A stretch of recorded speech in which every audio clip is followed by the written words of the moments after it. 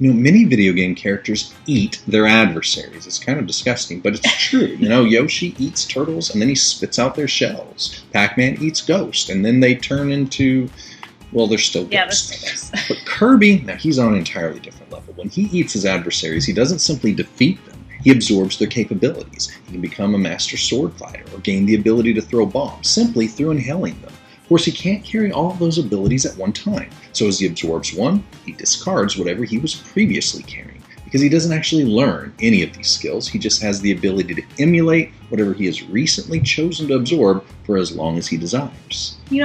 Much like Kirby, the things that we choose to absorb into our lives matters, often in ways that may not be immediately obvious.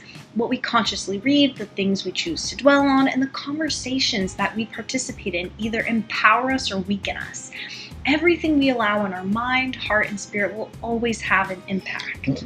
Paul summed that up in his letter to the Corinthians when he said, "All things are lawful for me, but not all things are helpful. All things are lawful for me, but I will not be brought under the power of any." Similar to Kirby, there's a plethora of things for us to inhale and absorb into our spirits, but not everything that is accessible and permissible is actually beneficial for us. Some may make our progress more difficult.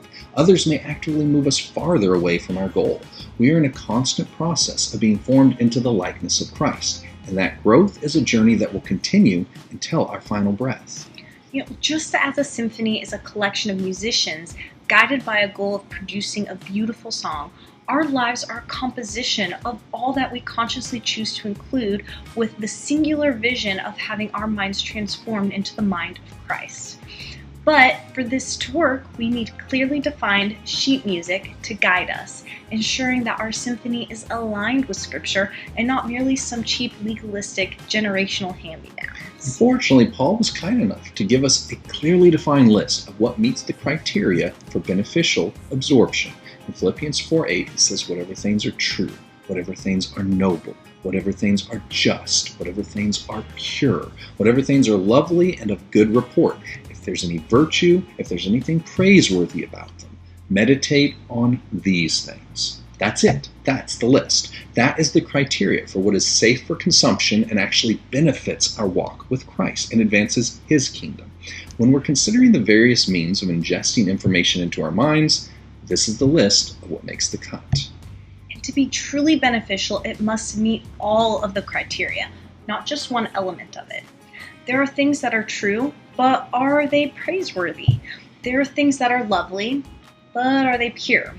When we make the decision on what to read, watch, listen to, talk about, post about, or interact with, we must prayerfully review what is beneficial to meditate on and determine if it makes our Kirby stronger or weaker. And depending on where we're at in our journey, there may be specific abilities and skills that are simply more profitable than others. Not because there's anything wrong with a Kirby that has the ability to turn into an impenetrable rock, but there are times that our current challenge would be easier if Kirby was carrying a powerful sword instead. So let the Spirit of God guide you on what input is most beneficial for you to absorb. Resist the urge to simply copy the other Kirbys around you. The Lord knows the unique situation and season that you're in and what specific battles you're about to face.